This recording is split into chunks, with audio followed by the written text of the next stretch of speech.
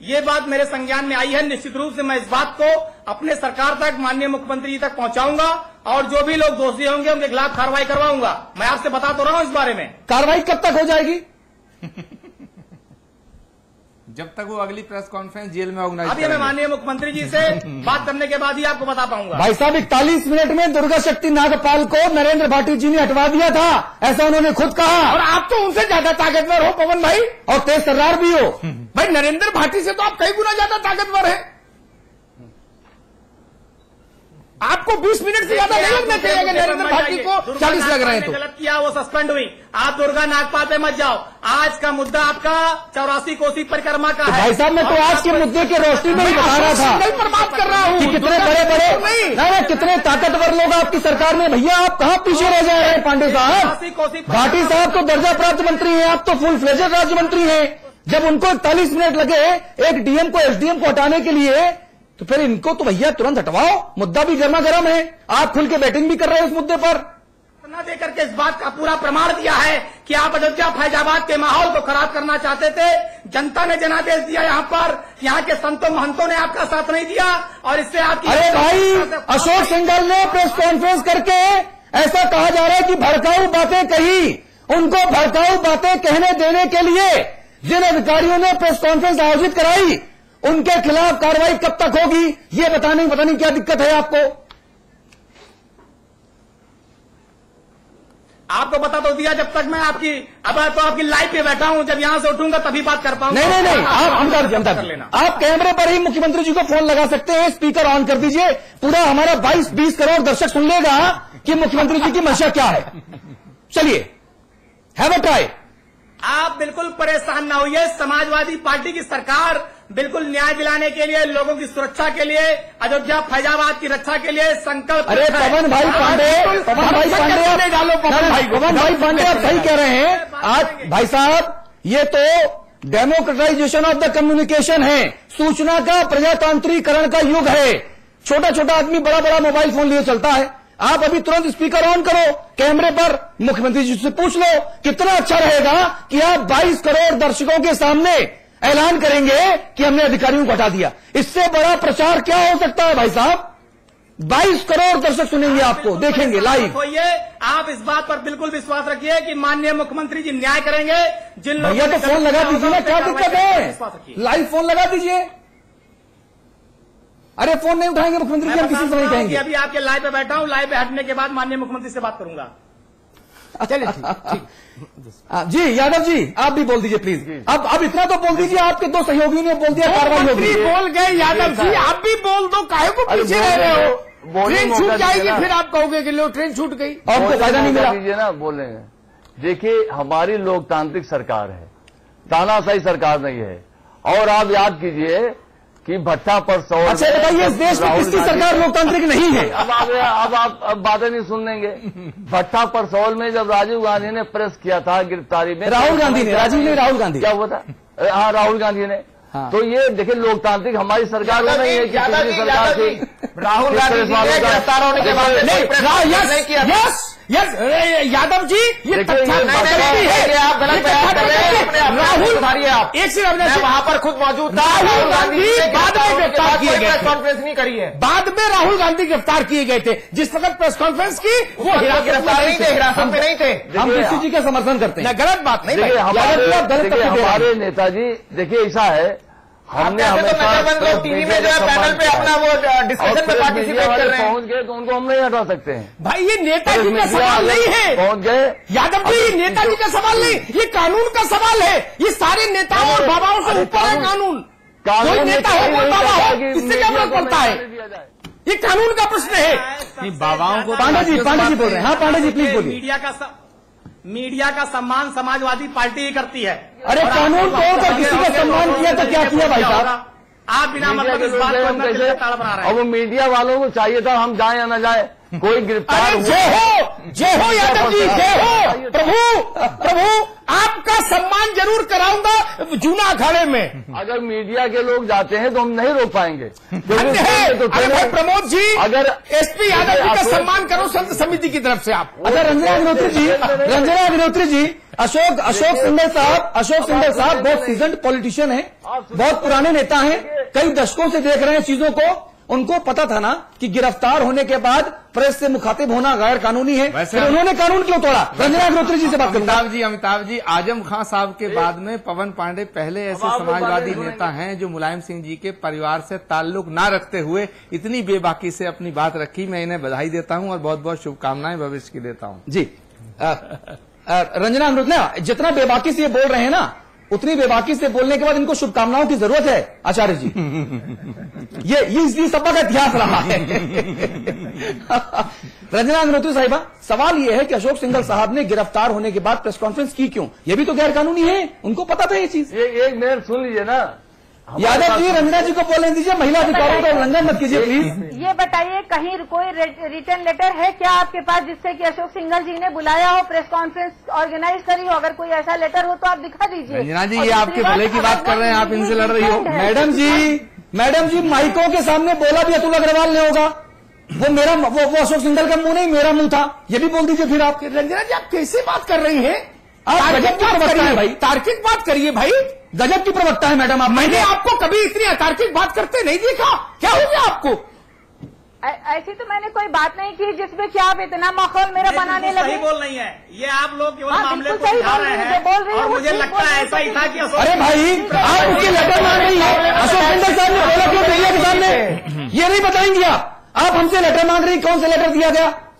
गजब बात करती है मैडम, आप गजब हो गया। ये प्रेस कॉन्फ्रेंस बुलाई गई या अपने आप हो गई? इस पे तो वीएचपी और एसपी की जो मैच फिक्सिंग है वो अभी कम से कम चैनल पे तो दिख ही रही है। दोनों इस बात पे राजी है कि प्रेस जो है बुलाई नहीं गई, खुद से चली आई, अब सम्मान करने के लिए प्रेस कॉन्फ्रेंस करनी पड़ी। तो अब क्या करें, इसे तो करना ही पड़ेगा। अरे आप भट्टा परसौल में क्या हुआ था दीक्षित जी? कोई राहुल गांधी जी ने कोई प्रेस कॉन्फ्रेंस गिरफ्तार होने के बाद भी करी थी। दीक्षित जी, अरे यादव जी, 1857 में क्या हुआ था? बाबरी मस्जिद सही। दीक्षित जी, 1947 में क्या हुआ था? अरे गजब की बात कर रहे हैं भाई आप लोग, गजब की बात कर रहे हैं, तर्कविहीन बात कर रहे हैं, विचार सुनता स्थिति में आप लोग। अब आप कुतर्क पे उतर आए हैं, आपके पास में तर्क नहीं रह गए तो कुतर्क करने लगे। यादव जी, दोनों पांडे बंधुओं से आप सीख लीजिए, पवन पांडे साहब और जयशंकर पांडे साहब कितनी साफ गोल से ये बात कह रहे हैं कि अगर हाँ गलत है तो माननीय मुख्यमंत्री जी कार्रवाई करेंगे। ये बोलने में भी आपको दिक्कत हो रही है। ताला किसने खुलवाया? और ये कांग्रेस। चलिए ठीक है, यादव जी आप रुकिए, अतुल जी आप बहस को, यादव जी अब आप रुकिए। पवन पांडे साहब आप बोलिए प्लीज। जी पवन पांडे साहब प्लीज बोलिए। मैं पहले जो आप आरोप लगा रहे हैं, पहले इसकी जांच होनी चाहिए कि आपकी बात सही है कि नहीं है। अगर आपकी बात सही होगी, इसकी जांच कराई जाएगी, उसके बाद कोई कार्रवाई की बात आएगी। कौन सी बात की जांच होनी चाहिए? भाई साहब कौन सी बात अशोक सिंघल ने पीसी की कि नहीं की? इस पे कोई भी टिप्पणी करना गलत होगा। आपका भी सुर बदल गया। देखिए, शुभकामना की बहुत जवाब आपने बनाया, चलिए मानता हूं। पीसी कैसे हुई, पीसी कैसे हुई, पीसी किसने कराई, इन सारे बातों की पूरी जांच होनी चाहिए। रुकिए पवन जी, व्यवस्था और कानून इन दोनों चीजों को समझिए। अब हमने माना, अपने आप पहुंच गए पत्रकार, तब भी प्रशासन की ये जिम्मेदारी थी कि अशोक सिंघल को पत्रकारों से दूर रखते। गिरफ्तार व्यक्ति को बोलने का अधिकार केवल इजलास में होता है। ये बात वहां के कलेक्टर और कप्तान को नहीं पता थी। बहस को किस दिशा में ले जा रहे हैं आप लोग कि पत्रकार क्यों चले गए जी? चिट्ठी आई थी कि नहीं आई थी? फोन आया था कि नहीं आया था?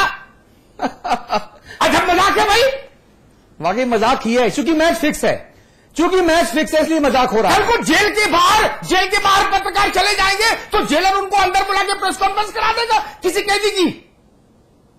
और आप बाद में कहेंगे जेलर तो भला आदमी था, लोकतांत्रिक मिजाज का आदमी था, मीडिया का सम्मान करता था। ये तर्क मत दीजिए।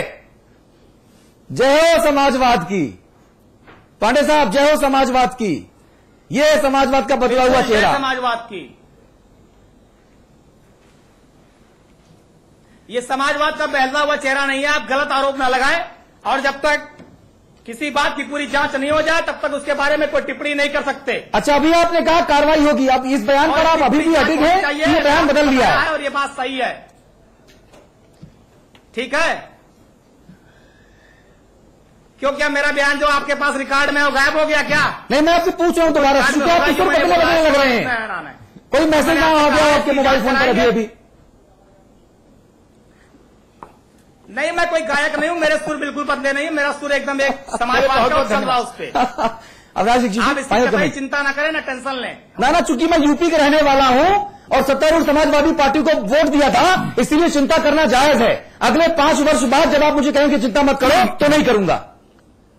अविनाश जी, मुझे केवल इतना कहना है कि राज्य सरकार का जो दायित्व है कि वहां सामाजिक वैमनस्य ना हो, कोई सांप्रदायिकता का उन्माद न फैले और कानून व्यवस्था बनी रहे, इसमें राज्य सरकार को ज्यादा ध्यान देना चाहिए। राजनीतिक जो उन्होंने अपनी जो उनकी सोच है उसको फिलहाल हाशिए पे रखना चाहिए, देश का सवाल है। और एक इस पे मैं हरिओम पवार की एक छोटी सी लाइन है जो मैं यहां पर दोहरा देना चाहता हूं कि धीरे धीरे भोली जनता है बलिहारी मजहब की, ऐसा ना हो मुल्क जला दे ये चिंगारी मजहब की।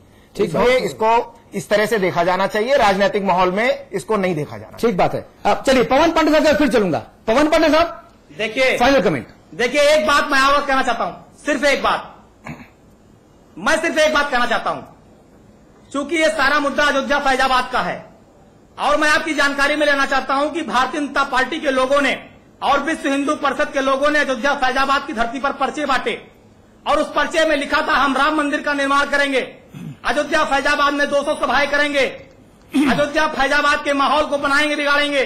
मैं ये पूछना चाहता हूं और आपको बताना भी चाहता हूं कि अयोध्या फैजाबाद में ये 200 सभाएं करना चाहते थे, पूरे देश के लाखों लोगों को बुला करके यहां पर धार्मिक उन्माद फैलाना चाहते थे, हिंदू और मुसलमान को आपस में लाना चाहते थे, जो अयोध्या फैजाबाद की गंगा जमनी तहजीब है उसको उखाड़ फेंकना चाहते थे। ऐसा कुछ नहीं होता, पहले फिक्स था। अयोध्या फैजाबाद के प्यार मोहब्बत की श्री को पहले लगा के गेंदबाजी कर रहा था भाई साहब, मैच फिक्स था पहले से, ऐसा कुछ नहीं होता।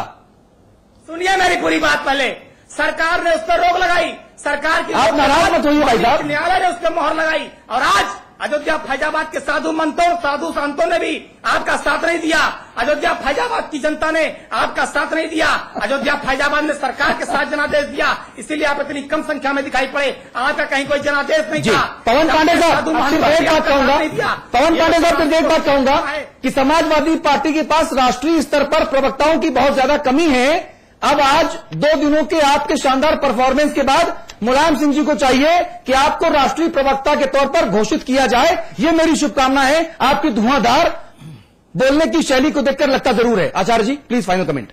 मैं तो सिर्फ इतना कहना चाहूंगा अमिताभ जी कि ये हिंदुस्तान है, इसको तालिबान मत बनाओ और भक्ति भजन का राजनीतिकरण जो किया, तो उन जिन लोग जो राजनीतिकरण कर रहे हैं, अगर सरकार में हिम्मत है तो उन पर पाबंदी लगाएं। परिक्रमा पे पाबंदी लगाना, स्नान पे पाबंदी लगाना, भजन पे पाबंदी लगाना, ये कौन सी मर्दमी का काम है? साधु संत तो सबके होते हैं। अब क्या सरकार डिसाइड करेगी कि गंगा स्नान कार्तिक पूर्णिमा को अगर होता है तो हम 9 महीने नहावे ही नहीं? ये कोई तरीका नहीं है। क्या श्रीमद् भागवत कथा गांव-गांव रामचरितमानस के पाठ होते हैं, उनकी भी अब अनुमति लेने की परंपरा पड़ेगी? इससे लोकल दरोगा के हाथ में, एसडीएम के हाथ में एक समाज को धर्म के नाम पे बांटने का एक अधिकार मिल जाएगा और ये देश और ये प्रदेश धर्म के नाम पे बंट जाएगा। खुदा के वास्ते, भगवान के वास्ते कुछ संयम से काम। जी जी, हमारी संपादकीय पक्ष भी जो है वो भी आचार्य प्रमोद कृष्णन जी, हम आपके इस वक्तव्य को अपने संपादकीय पक्ष से संबद्ध करते हैं।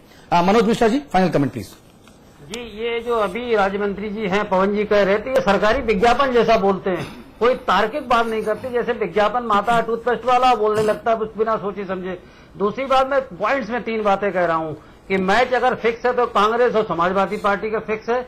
दूसरा, इस साधारण मुद्दे को कांग्रेस सपा जब कानून व्यवस्था के मुद्दे पर फेल हो गई, विकास के मुद्दे पर फेल हो गई, उसे एक मुद्दे की तलाश थी। अगर 250 संत 200-400 सिपाहियों के साथ यात्रा कर लेते तो ये विषय नहीं बनता। ठीक है। समाजवादी पार्टी दुर्गा नागपाल के बाद उनको सांप्रदायिकरण करने की कोशिश करी, 20% आरक्षण देने की बात करके कोशिश करी और अब इस मामले में इन्होंने रोक लगा के ये सिद्ध करने की कोशिश करी अल्पसंख्यक समुदाय को संदेश देने। ठीक है मिश्रा जी, पॉइंट टेकन। राज्य मंत्री साहब हाथ उठा रहे हैं। यादव जी 30 सेकंड में बात कहिए प्लीज, वक्त कम है। नहीं, मैं केवल ये कहना चाहता हूं कि भारतीय जनता पार्टी विश्व हिंदू परिषद के बातों में विश्वास नहीं किया जा सकता है। अच्छा, सन 1992 में इन्होंने कहा हम बस यादव जी वक्त खत्म। Ranjana Agnihotri ji 30 second for you only. बस यादव जी, बस। इसलिए सरकार ने यादव जी सदन नहीं है, यादव जी गरीब पत्रकारों का स्टूडियो है भाई साहब, प्लीज विधानसभा नहीं है। हमारी अभिव्यक्ति का हनन मत कीजिए अधिकार का, please. Ranjana ji final comment please. जी, जो बार बार ये बात कही जाती है कि बाबरी मस्जिद, ये बाबरी मस्जिद प्रूव हो चुका कोर्ट से कि this is the birth place of Lord of universe, भगवान श्री राम। तो ये बार बार गलत परंपरा क्यों डाली जा रही है? हमारे ये आपको याद है, लेकिन ये याद नहीं है कि